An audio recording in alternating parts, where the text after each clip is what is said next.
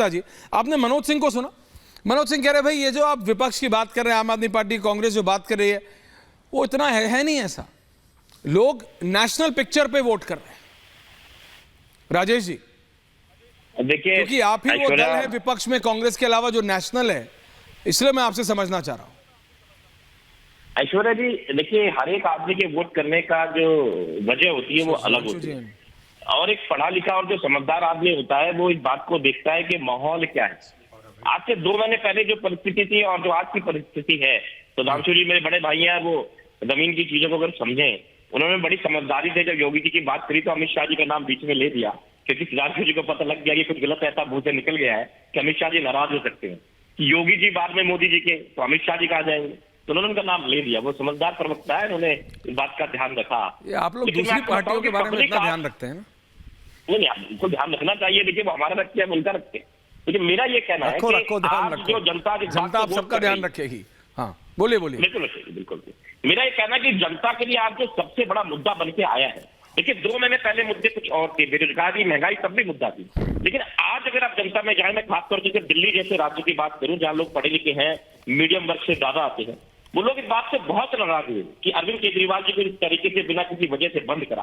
बार बार हम ये कहते रहे कि 60 करोड़ रुपए आपने शरद रेड्डी जी से लिए, उसका कोई जवाब भाजपा आज तक दे नहीं पाई। ईडी किस तरीके से विपक्ष के लोगों को जेल में डालती है और जो अच्छी कंपनियां हैं, भेल जेल रेल, उनको बेच के अपने दोस्तों को दे देते हैं। तो लोग इसको देख रहे हैं ना कि दोस्तों के लिए तो भेल और रेल और दुश्मनों के लिए, विपक्षियों के लिए जेल। तो लोग इस बातों को देख रहे हैं, लोग इस बात से बहुत गुस्सा में हैं।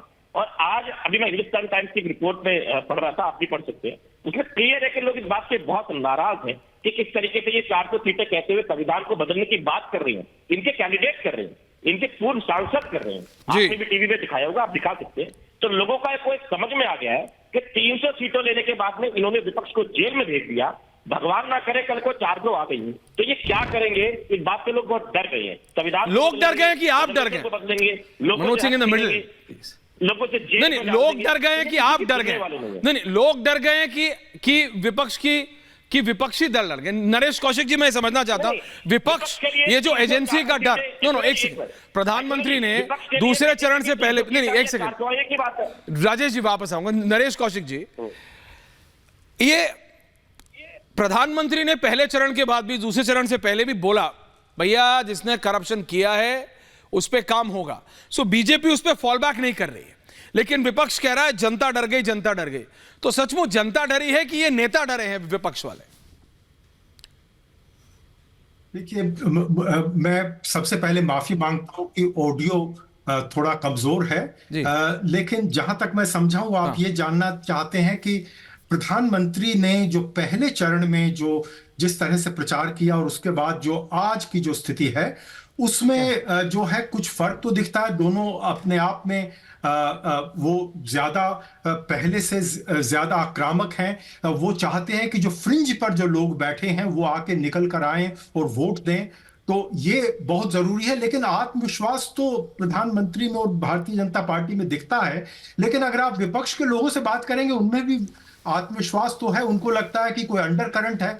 जहां तक मैंने देखी है तो मुझे तो कोई अंडर करंट जैसा नहीं दिख रहा है। लेकिन यह बात जरूर है कि इस समय जो साबित करेगा कि सरकार के मोदी जी वापस आते हैं और कितने बहुमत से वापस आते हैं, यह तय करेगा जो बहुत बड़ी तादाद में जो वो मतदाता वर्ग है जिसने फैसला इन मतदान केंद्र में जाने से पहले नहीं किया था। क्योंकि जो भारतीय जनता पार्टी के जो समर्थक हैं वो तो कोई भी बात हो वो उनको वोट देंगे जी। इसी तरह से INDA वाले हैं, वो उन्हीं को वोट देंगे। वो पहले से तय कर चुके हैं कि वो मोदी के खिलाफ वोट डालेंगे। लेकिन जो बहुत बड़ा वर्ग है, जो बीच का वर्ग है, आमतौर पर ज्यादातर चुनावों में ये तय करता है कि सरकार किसकी बनती है और बनती है तो कितने बहुमत से बनती है, वो जो वर्ग है वो अभी फैसला कर रहा है। आज किसने उसने किस तरह से वोट दिया है ये तो हमें जाहिर है कि 4 जून को पता चलेगा। लेकिन और अभी 5 जो है फेजेस और बाकी हैं और उसमें ये पता चलेगा कि कितना उत्साह बढ़ता है। लेकिन जैसे आज शुरू में लग रहा था कि मतदाताओं में उत्साह कुछ कम है, लेकिन धीरे धीरे जैसे जैसे दोपहर जी। कुछ कम होती गई, लोग आते गए मतदान केंद्रों पर, तो उससे जो है काफी जो अंडरस्टूड, प्रतिशत है वो अंडरस्टूड बढ़ा है। नरेश जी। इसी तरह से पिछले चुनाव, पिछला जो फेज था उसमें भी यही था। तो पॉइंट अगर टेकन। ये सुधांशु जी एक ये बड़ी नरेश जी बिल्कुल, तादाद आई एम में टेकिंग फ्रॉम आते दैट क्यू। हैं और नरेश ये जी को लगता है कोई अंडरकरंट नहीं आ जाता है, लेकिन अगर आप विपक्ष के नेताओं से बात कि वो करें, किसके सुधांशु जी विरोध अगर आप विपक्ष के नेताओं से बात करें, तो मैं बता रहा हूं, वो तो बोल रहे हैं पिछला जुम्मा पास, ये जुम्मा हमारे पास। सो दे आर वेरी कॉन्फिडेंट। वो कह रहे हैं अंडरकरंट है, जो नरेश जी को नहीं दिख रहा लेकिन कांग्रेस और सपा के नेताओं को दिख रहा है, विपक्ष के नेताओं को दिख रहा है। वो कह रहे भाई अंडर करंट है, तुम नहीं समझ रहे हो, अंडर करंट है, तुम नहीं समझ रहे हो। Sudhanshu ji I want your comment on that, और फिर पंकज जी और Renu ji on the other side. Manoj ji आ रहा हूं आपके पास। देखिए, उन्होंने कहा पिछला जुम्मा पास, ये जुम्मा ये, तो एक हिंदी में कहावत होती, जुम्मे जुम्मे 4 दिन। बस जुम्मे जुम्मे 4 दिन गुजरने दीजिए, उसके बाद सब कुछ सामने हो जाएगा। मैं दर्शकों को याद दिलाना चाहता हूँ, अभी कुछ महीने पहले जो विधानसभा के चुनाव हुए तो उनको क्या करंट दिख रहा था कि राजस्थान में कांटे की लड़ाई है, मध्य प्रदेश में कांग्रेस की सरकार बन रही है और छत्तीसगढ़ में भाजपा साफ है। यही था ना। और जब रिजल्ट आया तो किसको करंट लगा? जिन अंडर करंट देखने वालों को ऐसा जबरदस्त करंट लगा कि वो उस करंट के झटके से आज तक उबर नहीं पा रहे हैं। इसलिए मैं कहना चाहता हूं धरातल पे उतरकर काम करना चाहिए। मैं एक छोटी सी बात कह रहा हूं, प्रधानमंत्री जी इतनी मेहनत करते दिख रहे हैं, इतना कौन सा विपक्ष का नेता मेहनत करता दिख रहा है, जबकि वो सरकार भी चला रहे हैं। सोचिए, रात्रि में आके सरकारी कार्य भी करना पड़ेगा।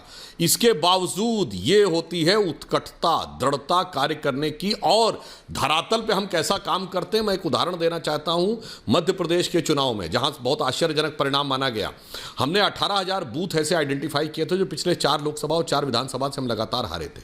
फिर यह तय किया गया कि इनमें से मेहनत करके कितने जीते जा सकते हैं, तो कहा गया जीतोड़ मेहनत की जाए तो 12,000 में कुछ परिवर्तन लाया जा सकता है, और 6,000 हमने जीत लिए उस 18,000 में।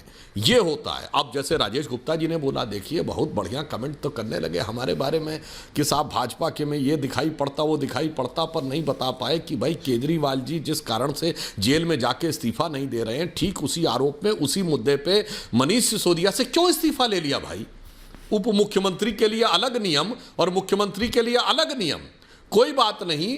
अब तब अन्ना गुरु थे रामलीला मैदान में, अब लालू गुरु है रामलीला मैदान में, तो लालू जी से प्रेरणा ली होगी। लालू जी जब जेल गए थे तो अपनी पत्नी को देखे गए थे, और लालू जी का बड़ा एक प्रसिद्ध कोट था कि अब हम जलवे से राज करेंगे। तो उन्होंने कहा मतलब जलवे से क्या मतलब, जेल से सरकार चलाएंगे? अरे नहीं, मतलब जलवे से राज करेंगे।